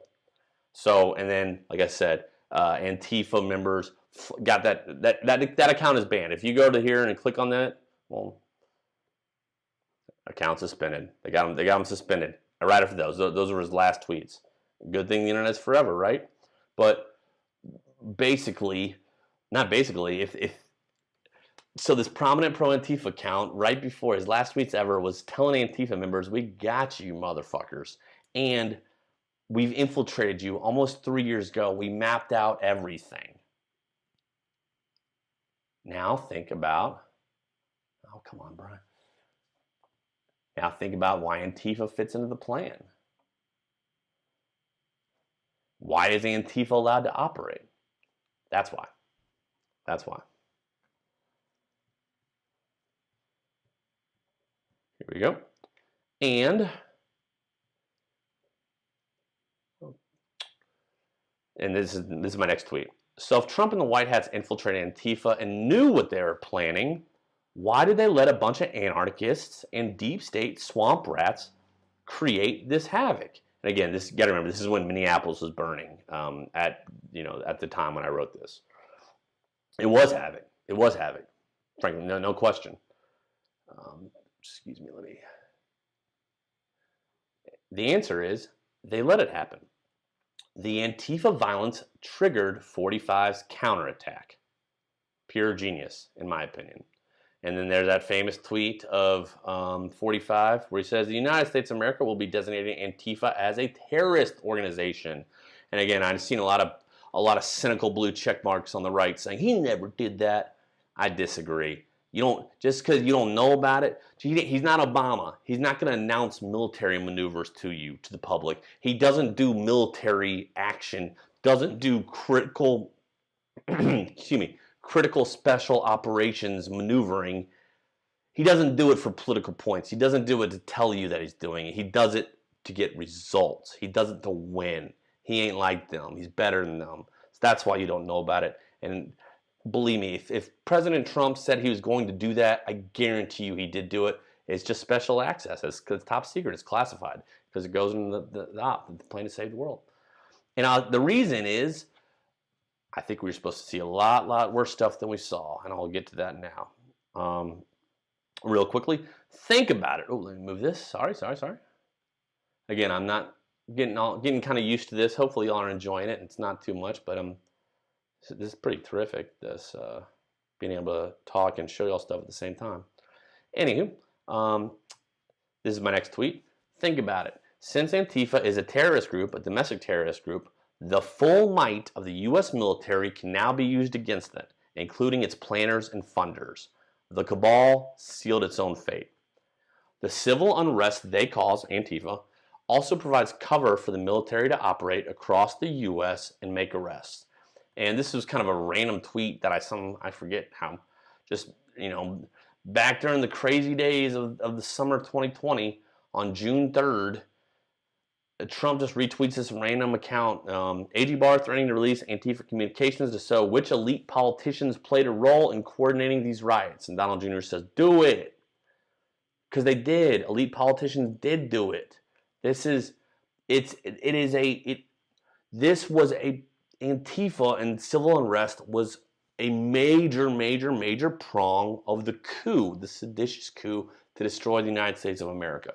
Just because it didn't work out the way they wanted it to, or it was supposed to for them, doesn't mean they didn't plan it. It didn't go that way because we stopped it. The plan to save the world is stopping them along the way, based, frankly, to get us to this point right now so that we could hit them where we needed to. So I think they let it happen. The cabal sealed its own fate. The Antifa violence had to be allowed to happen in order for Antifa and all of its organizational structure, including its funders, including its planners, to be considered domestic terrorists. Once they crossed that line and did domestic terrorist acts, they were treated as such. It triggered us to be able to declare them as terrorists, and they're no different than if we were hunting Al Qaeda in Afghanistan. We have the same jurisdiction, the same the same wartime mission. The same things are allowed. There's no distinction between radical Islamic terrorists and domestic terrorists. They're terrorists, and the military can treat them all as such, which I think has been happening. Just like I said, just because we haven't seen tanks rolling down, Lakeshore Drive or in Kenosha or in Seattle and all this stuff, all the things, all the craziness that we've seen, doesn't mean big time stuff hasn't been prevented. My next tweet. Excuse me. Let me get my face out of the way. The National Guard NG is critical to the operation. The National Guard is working in conjunction with the military to make arrests, maintain order, and prevent bigger terrorist attacks. As 17 said way back on Halloween 2017, no war, no civil unrest, clean and swift.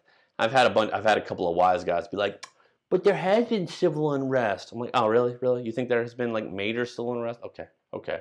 But again, National Guard and the Marines, they work hand in hand. Who controls the National Guard? POTUS. When was the National Guard recently activated in select cities within the U.S.? I don't know. Can the National Guard work in coordination with the Marines? You bet.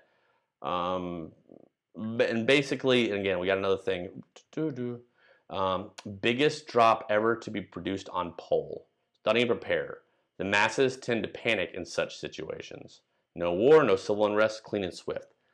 I think that might be happening right about, hopefully soon. But like I said, we didn't see what we were supposed to see. We didn't see MS-13 out on the streets, murdering families by the dozens. We didn't see that. We were supposed to. And here's another thing that we were supposed to see that they stopped. This is an executive order. I forget when. And this is actually the one link I have in here, which is surprised. Oh. So I got the cabal has much more planned for us than the rioting and mob violence that we've seen thus far. But I think we're prepared for it, meaning the good guys. For example, see Trump's May 1st, 2020 executive order declaring a national emergency for threats to U.S. bulk power system, our power system. I'm going to say that again. On May 1st, 2020, a mere month and 3, 4, 5 days before I wrote this thread, POTUS 45 signed an executive order on securing the United States bulk power system. I mean, yeah. Oops. Oops. Y'all still there? Oops, sorry. All right, we're good, okay. So we got, I find that unrestricted acquisition use, blah, blah, blah, blah, blah, blah.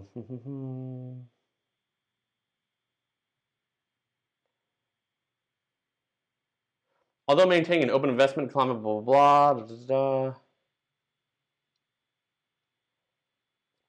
So basically saying in order we must maintain an open bulk power system, we must balance that against a critical national security threat. May 1st, 2020.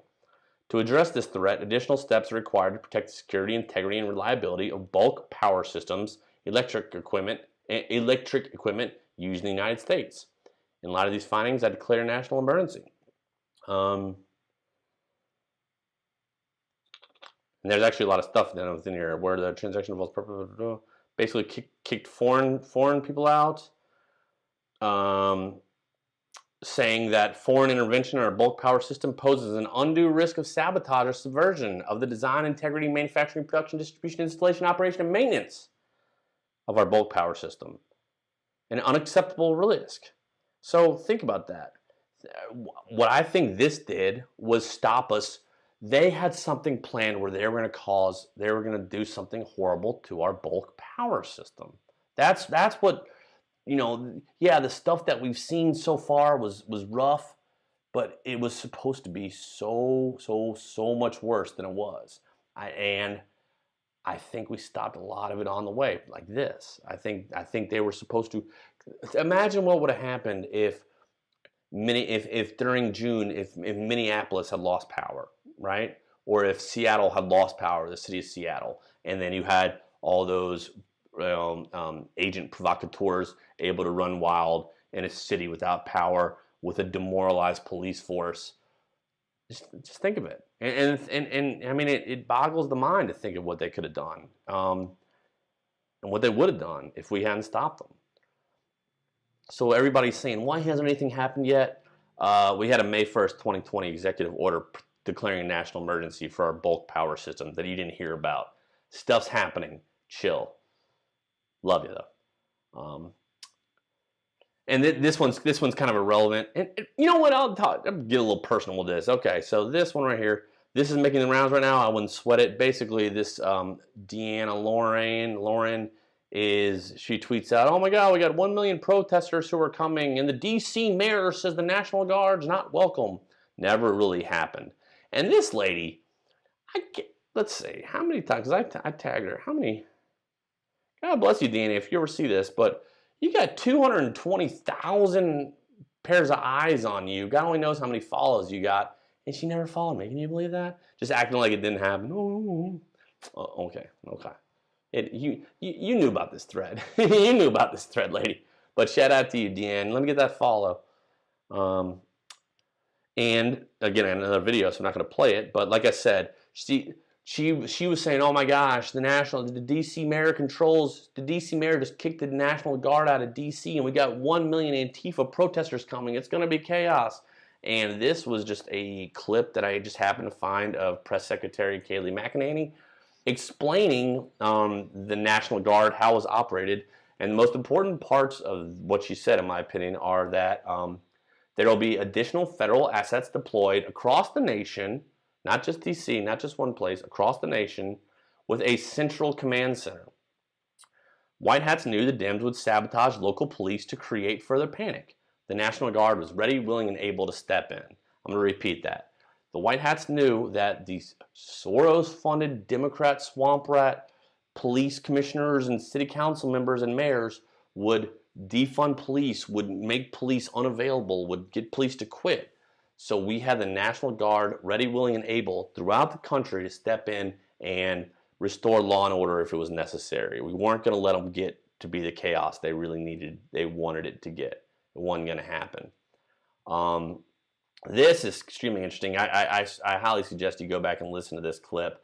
But this is just me saying that the National Guard is under the command of Chairman of the Joint Chiefs of Staff, General Mark A. Milley. And in its clip, I love it. President Trump says, General Milley does not play games. He's an interesting guy. He does not play games.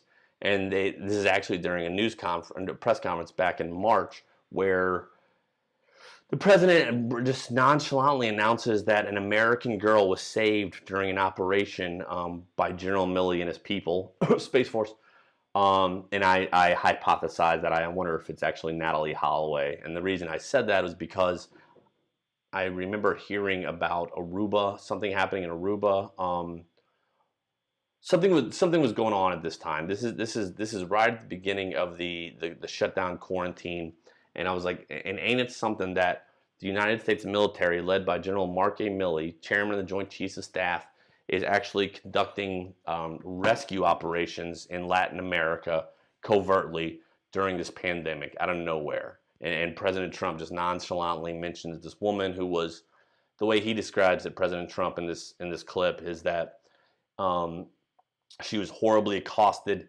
Everything other than death that was done to her. But they got her out. She's safe, she's free, and she's with her parents. So there's a woman who had everything short of death done to her, and this rescue operation just happened to go on. The rescue operation was under the command of Mark A. Milley, who is also in command of the National Guard. And yes, I know Mark Milley. I remember the whole thing where POTUS, the church, and crossing the yard, and people were mad about him. Get out of here with that. That's 4D. I ain't Mark. These guys aren't the bitches that the mainstream media. They're not the temperamental, emotional people that the mainstream media wants you to think they are. That's frankly, I think that's 4D chess. But definitely go back and listen to that. And this is where it gets a little speculative on my part. And we're finishing up. Thank you for being here with me. Hopefully it's been enjoyable. I think it has been. But and I say this may be wishful thinking, but I think operations are underway. I think arrests have been made and military tribunals convened. I think POTUS 45's November 3rd tweet on June 1st was the go code. And if y'all remember, there's the tweet. Boom, boom, boom. November 3rd. Obviously, at a real quick glance, it says, it could be that that's the election day, right? But if you look back once again to the first week's post of old 17, post number 26, the only way is the military. Oh shit, let me see, do I got it? Hold on, see me. November 1st, 2017, the only way is the military. Think about it logically. Save and spread, once 11.3 verifies as first marker, okay? Proof to begin 11.3, okay? 11.3, that guy indicted, we'll see, maybe. Boom, and I think, and that's a lovely one. So long story short is we have in the first, let's see, 15, 25, 26. So 3 times, maybe even 4, but at least 3 times in the first 26 post by 17, 11.3 is mentioned. And it goes so far as to call it verifies as first marker. On June 1st, 2020, out of nowhere, during the height of the violence over Floyd, President Trump tweets out November 3rd. I personally think that was the go code. That was, the ink was probably just gone on whatever he had to sign to declare Antifa a domestic terrorist organization. Verifies the go code, says, all right, Space Force, all right, Marines, do y'all's things. Go in the underground tunnels, go save the kids, do what you gotta do. You have, it's go time. Because everything that was set up allowed the United States military jurisdiction at that point. So I think that was a way for POTUS to communicate with them. Even though I may be wishful thinking, I've just seen so much stuff since then over the past couple of months, and we'll talk about a few brief things here, because we're almost done. But there's just too much stuff going on, the fires and the hurricanes, and just craziness around the world. There's just too much stuff for it just to be a coincidence. Something is happening. We're seeing the Beirut dock explosion. I mean, that should have been an international incident. It wasn't. I'll show you a couple fires here real quick that I just bookmarked on Twitter. Follow, I think, follow at Tina Anon1, a good friend of mine on Twitter. I think she did a thread where, I don't know if she showed you the pictures, but she kept a running list of all of these crazy events, these anomalies from around the world, weather anomalies, fires, geologic things that was strange, all of this stuff that happened in August. I think it's her pinned thread, and it's eye-opening to see all of this stuff that was happening around the world. I think that was the op. I think that was a Space Force op. I think that was the Plan to Save the World op. But let's see. Is this the last one? Okay, got 2 left, real quick. So the night of June 1st, after Trump tweets out November 3rd, which, you know, could be verified as first marker, right? 17 posted this. So this is everything. Every other 17 post I've showed y'all during this video was from the first week or so. This one was from June 2nd, 2020. That's again, I think the first week were far and away the most important. Those are the ones that gave us the info, the intel. But 17 told us this: the light of the righteous shines brightly, but the lamp of the wicked is extinguished.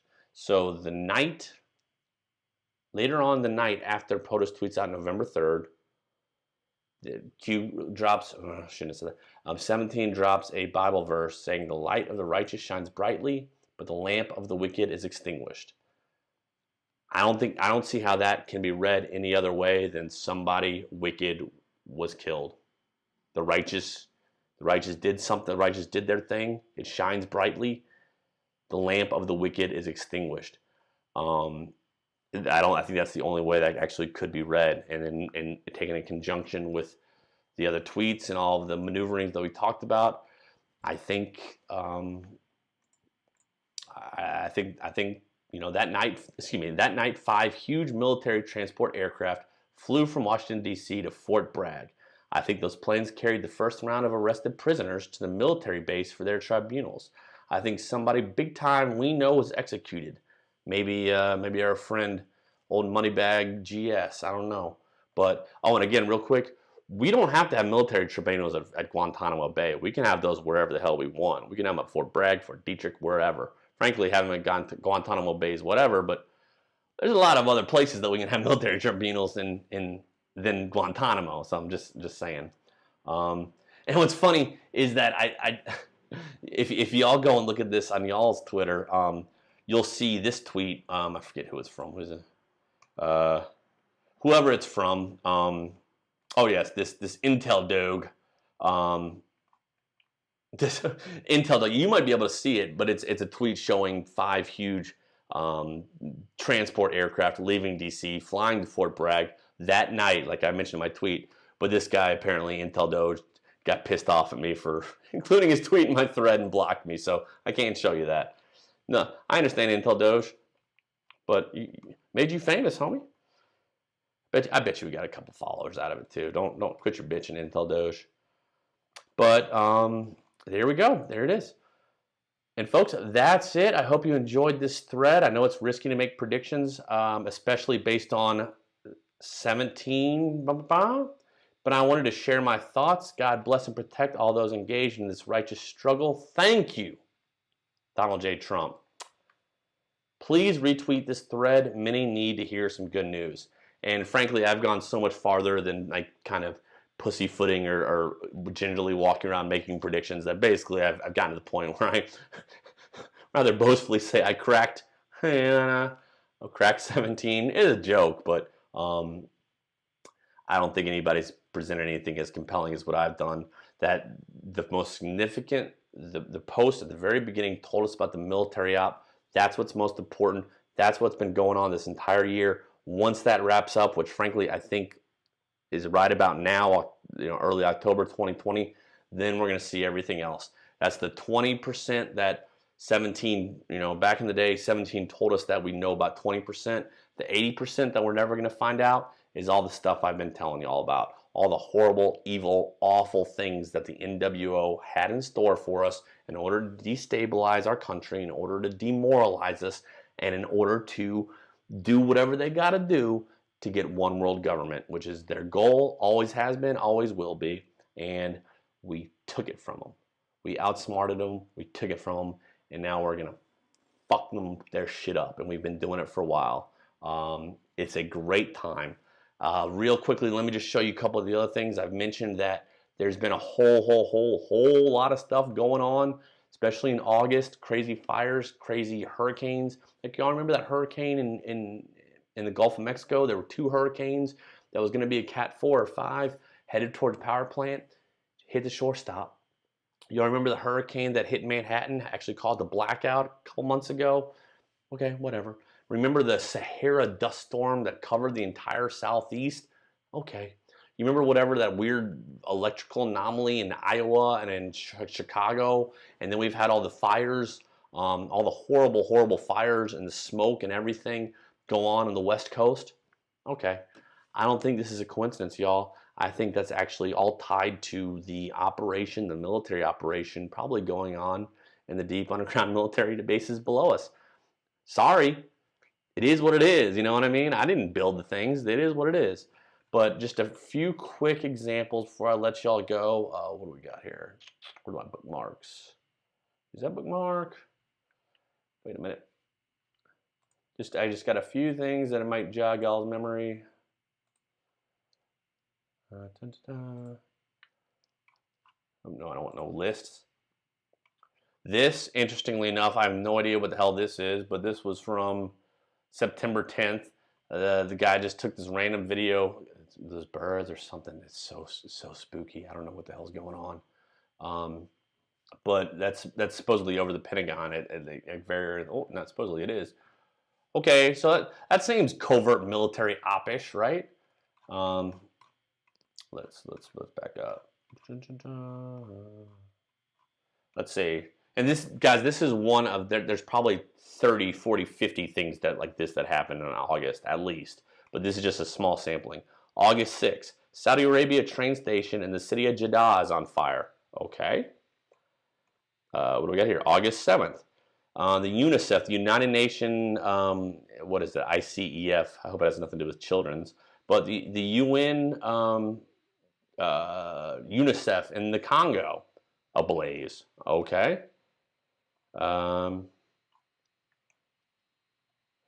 Jining, China, there was a huge explosion next to a market. Okay.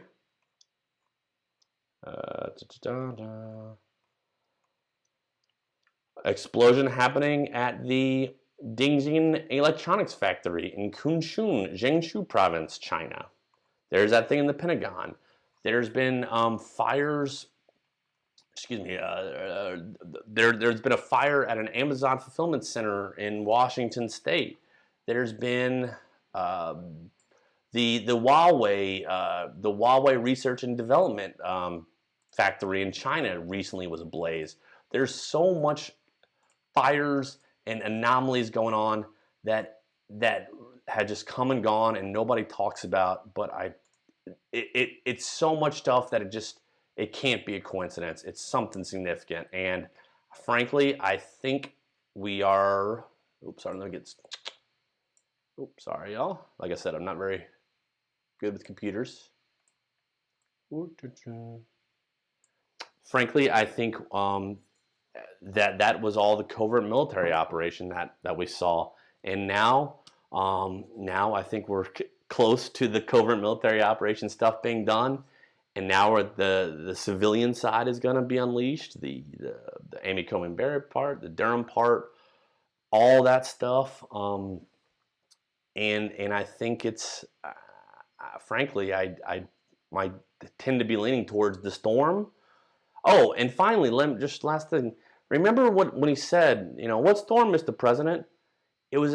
Trump was at a dinner with all of his top military advisors and generals and officials and their spouses. So when he said, I remember it well, President Trump said, You know what this is? You know what this might be? This might be the calm before the storm. What storm, Mr. President? You'll find out. So the people that might be the calm before the storm are all of the military advisors. The storm is a military operation first and foremost. The plan to save the world was a military operation first and foremost. And frankly, I think I nailed it. And I don't say that arrogantly. I don't say that to brag, to boast. I think I hopefully probably didn't explain it very well, but go back and read it. It's linked in the description right below. Go back and read it. Let me know what you think. Leave it in the comments. DM me, whatever you want to do. But everything fits. And now, as we speak, POTUS and FLOTUS are in quarantine at a naval hospital. And Chris Christie and Kellyanne Conway and senators and congressmen, Republicans, and all these Republicans are coming down with COVID. And I guess they're going to have to go into quarantine. And are they going into quarantine, or my last tweet I'll show you of mine from actually earlier today, October 3rd. Oops, excuse me. Uh-oh. Can y'all see that? Yep, y'all can see that. I said, you know, boom. Look at, once again, first week of post. First week again. Like I said, y'all, it's most significant. Go back and read them. There's something to them. October 28th, second day, actually. POTUS will not go on TV to address the nation. He sure didn't. He tweeted out a video. He didn't go on TV. POTUS must isolate himself to prevent negative optics. And that's during the roundup. That's during the storm. And here we go. November 1st, 2017, first week. Let me move this thing. Sorry.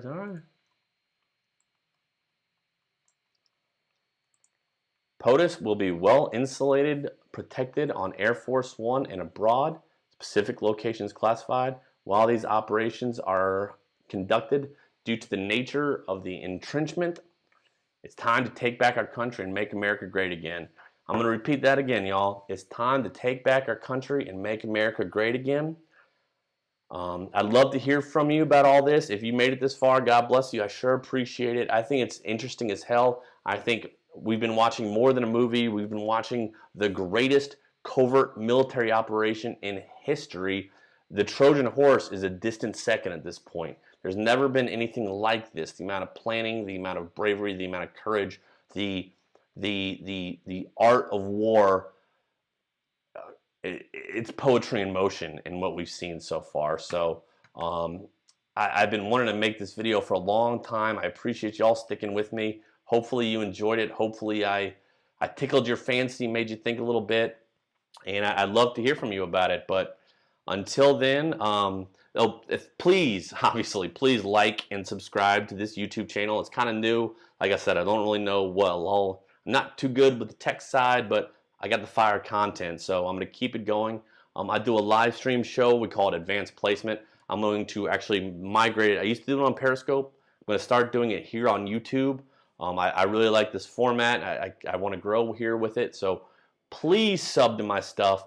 Please give me that like. Please turn on that bell. I can't believe I'm saying this. And share this to everyone you know. Everybody who's ever put on a tinfoil hat. Everybody who ever feel bad, anybody who's just wonders what the hell is really going on, send them my shit. I give them some food for thought, because it's a lot better explanation than all the other bullshit we've been fed. So thank you guys. I certainly appreciate you. God bless you, and God bless America. Take care.